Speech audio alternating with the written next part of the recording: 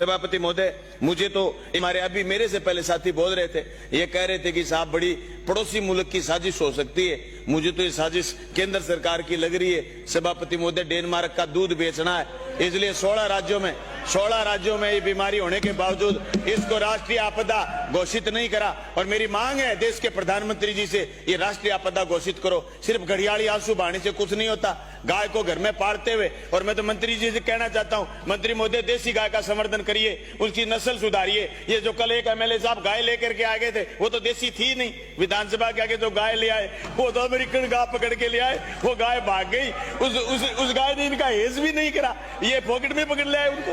मैं कहना चाहता हूं सभापति महोदय, एक यहाँ इंजेक्शन का जिक्र करा गया है विधानसभा में। कई साथियों ने बोला गोट पोक्स। ये गोट पोक्स है क्या?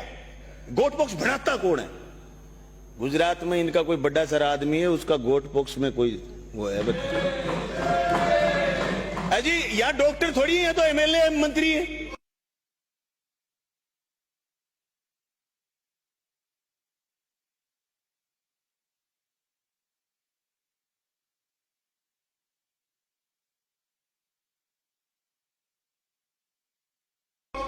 गायों के कंकाल को तो नर कंकाल बोल रहे थे, और ये कह गए राठौड़ साहब, मेरे को लगा राठौड़ साहब आज ऊक चूक हैं। ये राठौड़ साहब एक बात और कह गए कि साहब आपने पशु बीमा खत्म करा। नहीं राठौड़ साहब, आपकी सरकार ने खत्म करा था पशु बीमा, और मंत्री जी आप शुरू करिए।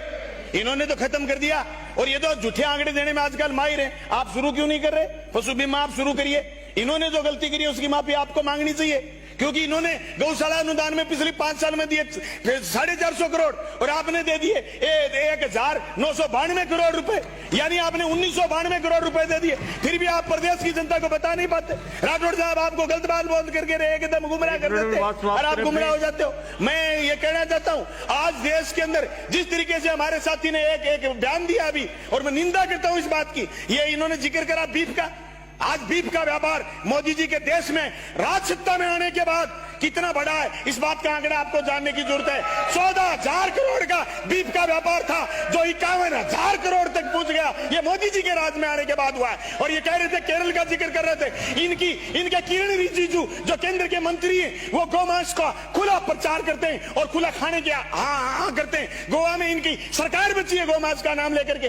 मैं कहना चाहता हूं, ये मुद्दा होना ही नहीं चाहिए। असली बात ये कि गाय को बचाया कैसे जाए, देसी गाय को कैसे बताया जाए, जिस गाय को हम गाय कहते थे, उसका संवर्धन कैसे करा जाए, इस बात पर गंभीरता से चर्चा करके आपको गाय को बचानी है। हम सब मिलकर के गाय को बचाएंगे, बाकी फिजूल की बातों में कोई नहीं पड़ेगा। आपका बहुत बहुत धन्यवाद, शुक्रिया।